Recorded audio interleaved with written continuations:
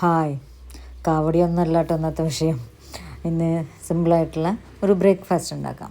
അതിനായിട്ട് ഞാൻ സവാള, ക്യാരറ്റ്, പച്ചമുളക്, ഇഞ്ചി, വേപ്പില ഇതൊക്കെ അരിഞ്ഞെടുത്തിട്ടുണ്ട്.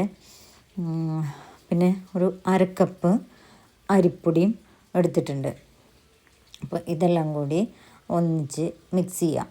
അതിലേക്ക് അരക്കപ്പ് അരിപ്പൊടിയിലേക്ക് 1 കപ്പ് വെള്ളമാണ് കേട്ടോ ഞാൻ ആഡ് ചെയ്ത് കൊടുക്കുന്നത്. അത് കുറേശ്ശെയായിട്ട് ഒഴിച്ച് നമ്മൾ അതിൻ്റെ കൺസിസ്റ്റൻസിക്ക് അനുസരിച്ച് കലക്കിയെടുക്കുക. സാധാരണ നമുക്ക് കടകളിലൊക്കെ വാങ്ങിക്കാൻ കിട്ടുന്ന ഏതെങ്കിലും അരിപ്പൊടി എടുത്തിട്ട് ഉണ്ടാക്കിയാൽ മതി. അത് നമ്മുടെ ഇഷ്ടത്തിനനുസരിച്ച് ചെയ്ത് വേണമെങ്കിൽ എടുക്കാം. ഇഞ്ചി ഞാൻ ആദ്യം ചേർക്കാൻ മറന്നു, അതുകൊണ്ട് പിന്നീട് ഇട്ടതാണ്. ഇഞ്ചി കൂടുതലാവരുത്, കുറച്ച് മതി. കൂടുതലായ വല്ലാത്തൊരു ടേസ്റ്റ് വരും, അത് വേണ്ട. അപ്പോൾ ഇത് ഷുഗർ പേഷ്യൻസിനൊന്നും ഇപ്പോൾ ഈ അരി പറ്റില്ല. അപ്പോൾ അവർക്കായിട്ട് ആട്ടയോ ഓട്സോ ഏത് വേണമെങ്കിൽ ഈ അരിപ്പൊടിക്ക് പകരം ഉപയോഗിക്കാം കേട്ടോ. അരിപ്പൊടിയിൽ ഉണ്ടാക്കുന്നതാണ് കൂടുതൽ ടേസ്റ്റ്. അപ്പോൾ നോർമലായി കുഴപ്പമില്ലാത്തവർക്ക് അത് എടുക്കാം.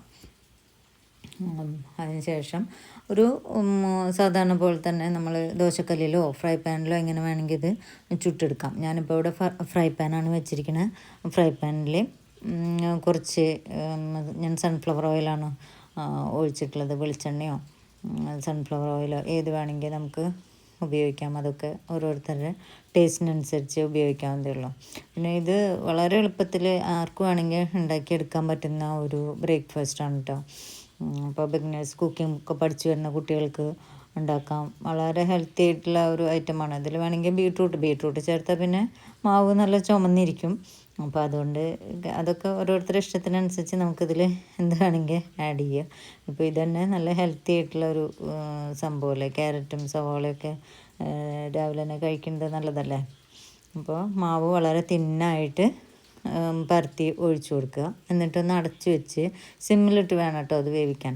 പെട്ടെന്ന് കത്തിച്ച് വേവിച്ചെടുക്കരുത്, അപ്പോൾ അതിൻ്റെ മാവ് ശരിക്കും വെന്ത് കിട്ടില്ല. മെല്ലെ മെല്ലെ മറിച്ചും തിരിച്ചും ഇട്ട് നമുക്കത് വേവിച്ചെടുക്കാം. നല്ല സോഫ്റ്റായിരിക്കും. അത് നല്ല ടേസ്റ്റാണ് കഴിക്കാനായിട്ട്. അപ്പോൾ ഞാനിതിൽ സാമ്പാർ കൂട്ടിയിട്ടാണ് കഴിക്കുന്നത്.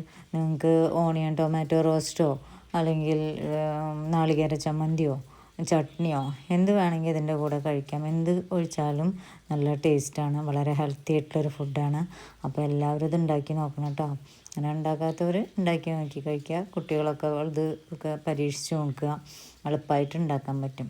അപ്പോൾ ഓക്കെ, ബായ്. സബ്സ്ക്രൈബ് ചെയ്യാൻ മറക്കരുത് കേട്ടോ.